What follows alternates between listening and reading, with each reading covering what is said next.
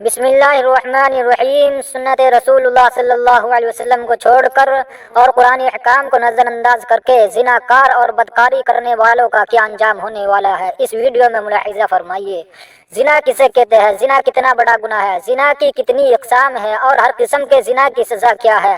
یہ تمام باتیں اس ویڈیو میں بیان کی جائے گی، لہٰذا آپ سے درخواست ہے کہ اس ویڈیو کا آخر تک ضرور دیکھیے گا اور اس ویڈیو میں بیان کیے گئے زنا کے اعمال اور ان کی سزائیں سنتے وقت استغفار ضرور کرتے رہیں۔ محترم ناظرین، اگر مرد ایک ایسی عورت سے صحبت یعنی ہم بستری کر لے جو اس کی بیوی نہیں ہے تو یہ زنا کہلاتا ہے۔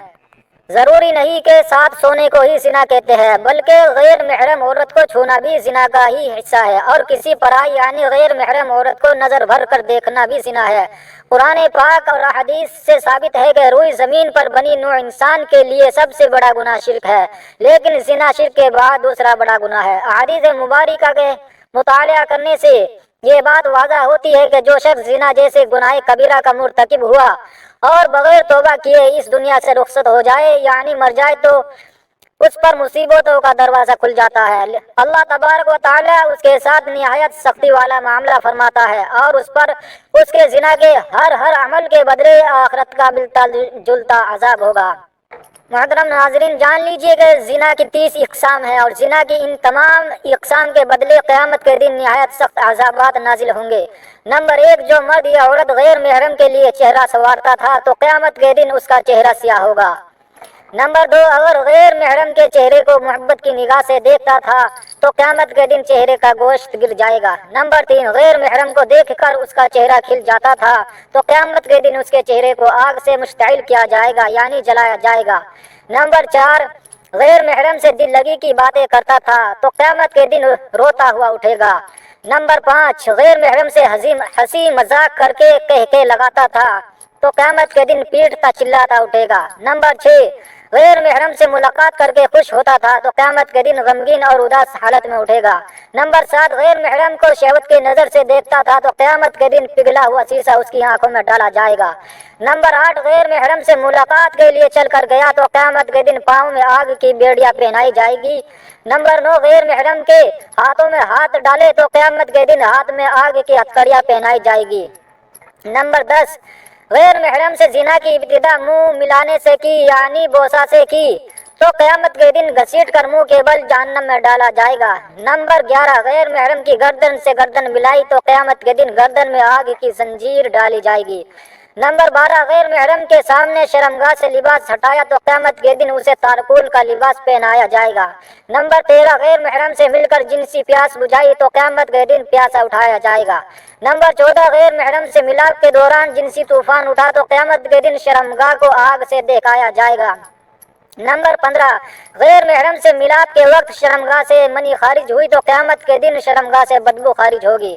نمبر 16، غیر محرم کے بالوں میں محبت سے انگلیاں پھیری تو قیامت کے دن بالوں سے پکڑ کر جہنم میں لٹکائے جائیں گے۔ نمبر 17، غیر محرم کی چھاتی سے مزہ لیا تو قیامت کے دن چھاتی کے بل لٹکایا جائے گا۔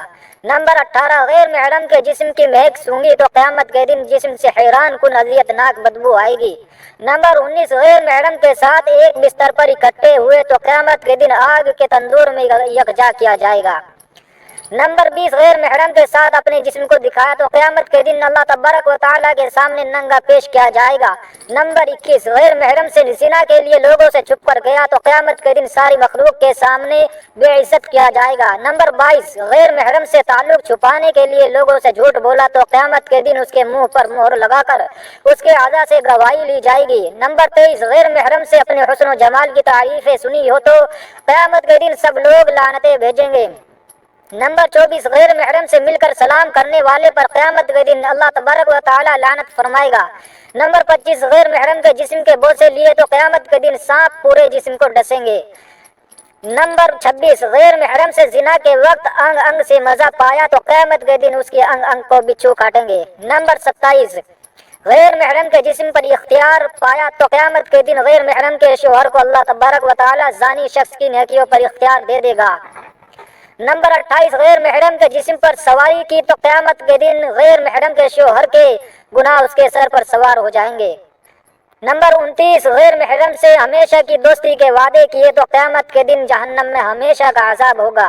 نمبر 30 غیر محرم سے کلام کے مزے لیے تو قیامت کے دن اللہ تبارک و تعالیٰ سے کلام کے لطف سے محروم ہوگا۔ اللہ اکبر کبیرہ، استغفر اللہ، لا حول ولا قوت الا باللہ العلی العظیم۔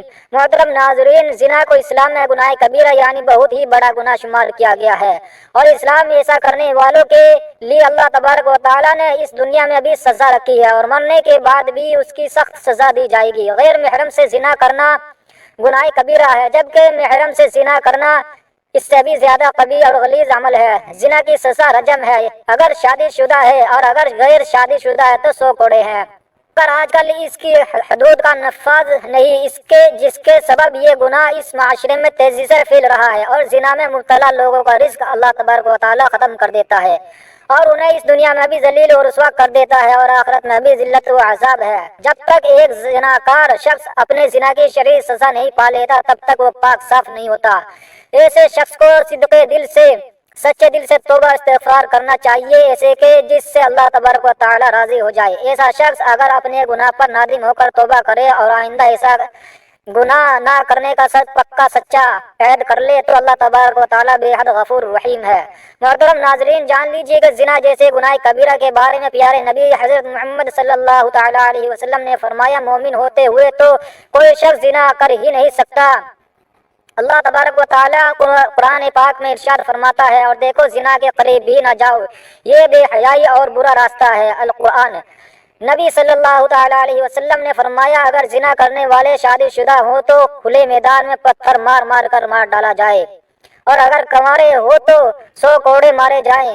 روایت بخاری شریف۔ آج کے دور میں دیکھنے میں آتا ہے کہ اس گناہ کبیرہ میں بہت سے لوگ مبتلا ہے، خاص طور پر جب بازار وغیرہ میں لوگ خریداری کرنے کے لیے جاتے ہیں تو کس کا ہاتھ کس کو لگ رہا ہے، کہاں لگ رہا ہے، کچھ معلوم نہیں ہے، اور پھر لڑکا ہو یا لڑکی اس گناہ کو کرنے کے بعد اپنے دوستوں کو بڑے فخر کے ساتھ بتاتے ہیں اور بڑے شان کے ساتھ سناتے ہیں، بلکہ ان کو بھی یہ راستہ اختیار کرنے کی ترغیب دیتے ہیں۔ تنہائی میں اگر کوئی لڑکا یا لڑکی ایسا کام کرتا ہے تو اس گناہ کبیرہ کا گناہ ان کے والدین یا وارثوں کو بھی ملتا ہے، جو ان کی جلدی شادی نہیں کر رہے ہیں، اور شادی کی عمر ہونے کے باوجود بھی ان کی شادی نہ کرنے کے سبب وہ اس گناہ میں مبتلا ہوئے، تو ماں باپ کے ایسے کام سے اللہ تبارک و تعالیٰ بھی ناراض ہوتا ہے، اور ان کے گھر کی برکت بھی اٹھ جاتی ہے۔ ایسے ماں باپ کو روز قیامت اللہ تبارک و تعالیٰ کی بارگاہ میں جواب بھی دینا ہوگا۔ قرآن پاک میں اللہ تبارک و تعالیٰ کا ارشاد ہے کہ پاک دامن لڑکیاں پاک دامن لڑکوں کے لیے ہیں۔ اس سے یہ ثابت ہوتا ہے کہ اگر آپ خود پاک دامن ہے تو اللہ تبارک و تعالیٰ آپ کو پاک دامن بیوی یا شوہر عطا فرمائے گا، یعنی پاک دامن کے لیے پاک دامن اور بدکار کے لیے بدکار شریک حیات۔ زنا کے گناہ سے نسیان، HIV، ایڈز اور کینسر جیسی موذی بیماریاں پھیلتی ہیں، جبکہ ایسے انسان کا دل بھی مردہ ہو جاتا ہے اور اس میں سے دین اسلام کی روشنی ختم ہو جاتی ہے، لہذا ایسا شخص ایمان سے خالی ہو جاتا ہے۔ امام شافعی رحمۃ اللہ علیہ کہتے ہیں کہ زنا ایک قرض ہے، اگر تو ایسا قرض لے گا تو تیرے گھر والوں یعنی تیری بہن بیٹی سے وصول کیا جائے گا۔ محترم ناظرین، اس کبیرہ گناہ کی اور بھی بہت سی سزائیں ہیں، لہذا خود بھی اس کبیرہ گناہ سے بچے اور دوسروں کو بھی محفوظ رہنے دے۔